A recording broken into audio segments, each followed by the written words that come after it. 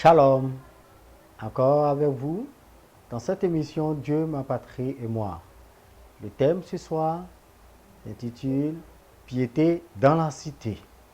La piété est un mot qu'on retrouve énormément dans les Écritures de l'Ancien au Nouveau Testament. En nous référant à la Bible, on se rend compte que le thème piété se retrouve 27 fois dans toute la Bible, 8 fois dans l'Ancien Testament et 19 fois dans le Nouveau Testament. Quand nous prenons bien sûr la Bible, Louis II. Mais la piété, qu'est-ce que cela implique?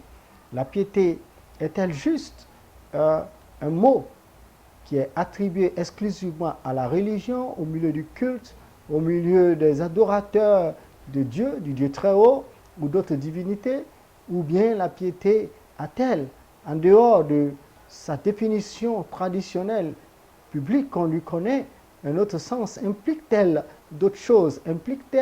La piété implique-t-elle une action ou tout simplement la piété ne dégage ou ne recommande seulement que la contemplation spirituelle? Ce soir, nous allons voir la définition. La piété, nous allons l'étudier sous 3 angles. Premièrement, dans l'Ancien Testament, voir les fois où le mot piété apparaît, qui sont ceux qui sont concernés par le mot piété et quelle a été l'attitude de ces personnes-là. Ensuite, nous verrons l'impact de la piété dans le Nouveau Testament.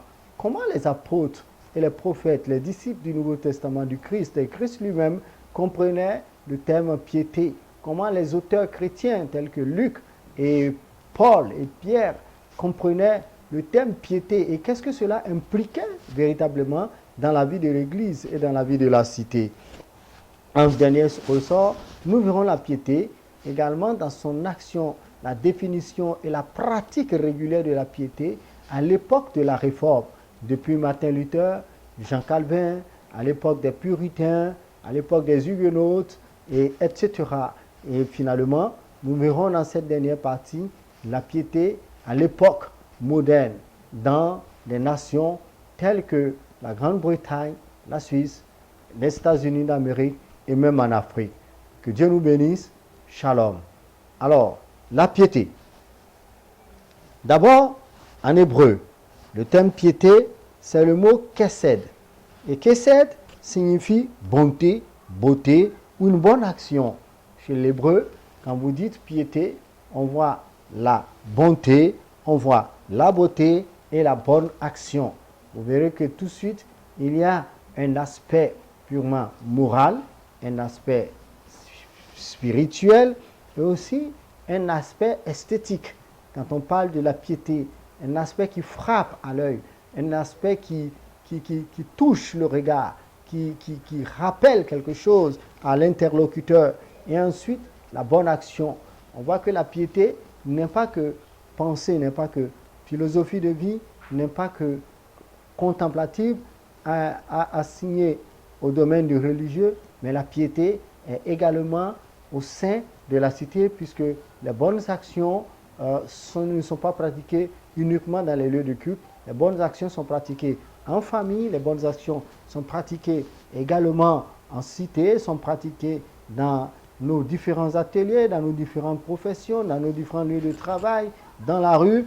On voit donc le thème déjà piété, le mot kesed en hébreu, renvoie à ces 3 dimensions.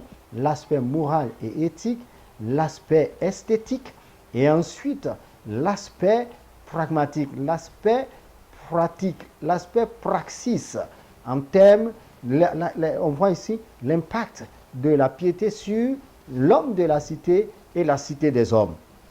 Ainsi, après la définition hébreu, nous retrouvons ce mot, comme nous l'avons dit, le plus abondant possible dans la tradition seconde 19 fois dans la Bible. Et nous voyons que le mot piété en grec c'est eusebia. Eusebia qui signifie la sainteté, l'attachement à Dieu.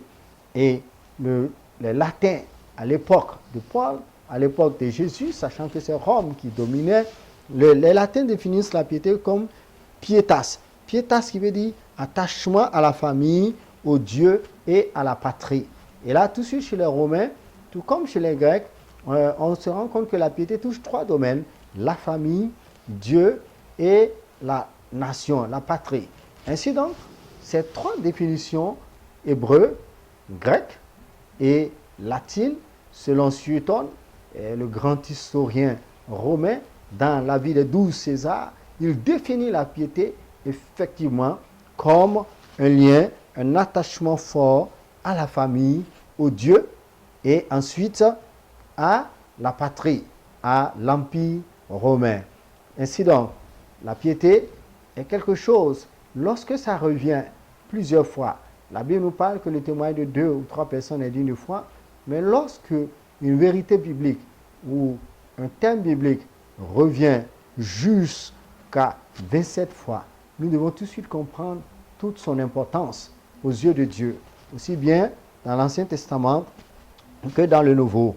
Alors, ce soir, nous donnons tout simplement le sens de la piété. La piété est donc dynamique.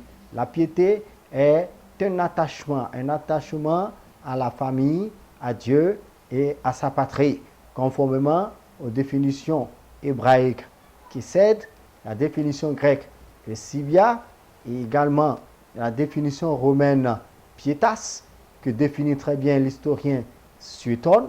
Nous nous rendons compte que la piété, alors, est la pensée et l'action de l'homme après son culte, est l'action de l'homme, ou si vous voulez, la traduction en comportement, en choix, en éthique que l'adorateur manifeste au sein de sa famille, dans le lieu de culte, envers la divinité qu'il adore, et ensuite l'attachement, la pratique, la mise en valeur de l'éthique qu'il a reçue dans son lieu de culte.